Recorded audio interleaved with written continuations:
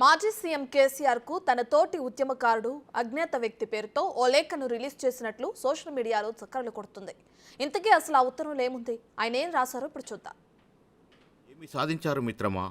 ఎక్కడ మొదలై ఎలా ముగిసింది ప్రస్థానం? చింతమడక, సిద్దిపేటను దాటి సింగపూర్లు, స్విస్ బ్యాంకులంటూ పరిగెత్తిన మీ ప్రయాణం మళ్లీ మూలానికే కదా వచ్చింది. ఏవి ఆ మంగళ వాయిద్యాలు, ఏవి ఆ నీరాజనాలు, ఏవి ఆ రాజభోగాలు? మీ అడుగులకు మడుగులొత్తే మంది మా గదులేరి, మీరేం చెప్పినా వాహాలు పలికే విదేశకులేమైరి, కళ్ల ముందే కూలిపోయిన స్వప్నాలు, కన్ను పొడుచుకున్నా కానరాని వెళ్తురు. ఎలా జీర్ణించుకుంటున్నావు మిత్రమా? అవినీతి అనే పాము నోట్లో తలపెట్టినప్పుడు ఊహించి ఉండవు కదూ అది నిన్ను మింగేస్తుందని. అంతులేని ప్రజల ప్రేమాభిమానాల కంటే అత్యంత విషపూరితమైన కట్లపాములాంటి నోట్ల కట్టలపైకి నీకు మనసెలా పోయింది మిత్రమా?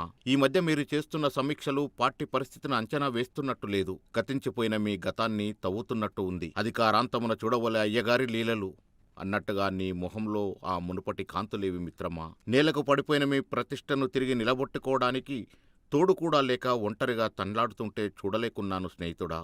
అధికారం పోయి 100 రోజులు కాకముందే ఇన్నాళ్ళు మీ చుట్టూ చేరిన భజన బృందం, మీతో లాభపడిన హితులు, సన్నిహితులు ఒక్కొక్కరు జారుకుంటున్నారని తెలిసినప్పుడు నాకే ఎంతో వేదన కలిగింది.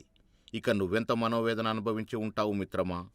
ఇప్పుడేరి ఆ హితులు, స్నేహితులు? కొందరప్పుడే మీరు తాత్కాలికంగా తమ పేరున పెట్టిన ఆస్తిపాస్తులను తిరిగి ఇవ్వటానికి మనసొప్పక వాటిని చక్కదిద్దుకునే పనిలో పడటం, మరికొందరు వారు ఇరుక్కోలేక మిమ్మల్ని ఇరికించి తప్పించుకోవాలని యోచించడం, ఇది కదా అసలైన జీవిత సత్యం. అధికారంలో ఉండి కూడబెట్టిన 1000 ఎకరాల భూముల కన్నా స్వగ్రామంలో మీ స్వార్జితం 8 ఎకరాలే ఎంతో విలువగా తోయటం లేదా? ఇప్పుడు ఉద్యమం చేస్తున్నప్పుడు ఇక్కడ నేను, నా ముసల్ది మాత్రమే ఉన్నాము, నా 2 పిల్లలు అమెరికాలో సెటిల్ అయ్యారు, నాకే స్వార్థం లేదు, నాకే పదవులు వద్దు, నేను తెలంగాణకు కాపలా కుక్కలా ఉంటాను అని ప్రమాణం చేస్తే అమాయకులైన తెలంగాణ జనం నమ్మి నాయకుని చేశారు.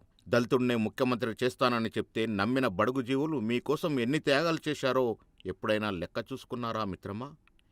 ఈ దగాకు ఏం పేరు పెడతారు? వారి త్యాగాలను ఏ త్రాసుతో కొలుస్తారు? స్వరాష్ట్రం కోసం, ఒక మానవీయమైన మార్పు కోసం బుల్లెట్లకెదిరిన యువతరం తెగింపు, చావును ముద్దాడిన వారి త్యాగఫలం కేవలం మీ కుటుంబం కోసమే అని ఎలా అనుకున్నారు మిత్రమా? అంతులేని మీ ధనదాహం ముందు నిరుద్యోగ యువత ఆక్రందనలు విలిపించలేదా? పౌర హక్కులు కనిపించలేదా? అంత నిరంకుశలమేలా మిత్రమా? బూటకపు హామీలు, మోసపూరిత వాగ్దానాల పేకమేడ ఎన్నాళ్ళుంటుంది మిత్రమా? ఎప్పుడైనా కూలిపోవాల్సిందే కదా. పులిరాజాగా ఉద్యమంలో ముందుకు పోతూ మీ పంజా కింద నలిపేసిన లేళ్ళు, దుప్పిళ్ళు, కుందెళ్ల మాటేమిటి మిత్రమా?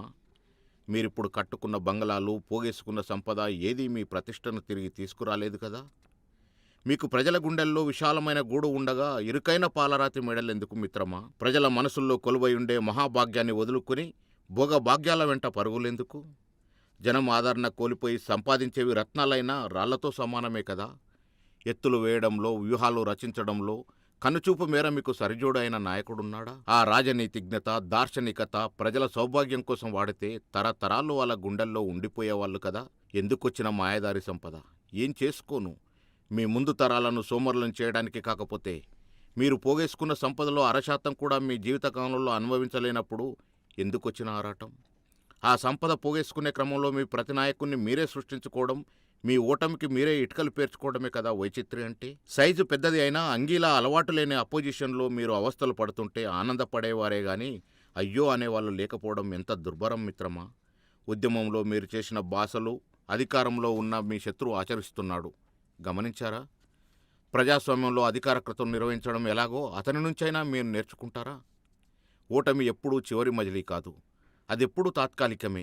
కానీ ఓటమి గెలుపుగా మారాలంటే అన్నీ వదులుకొని మళ్ళీ బయలుదేరిన చోటుకు రావాలి. రాగలరా? ఇట్లు మీ ఉద్యమ సహచరుడు.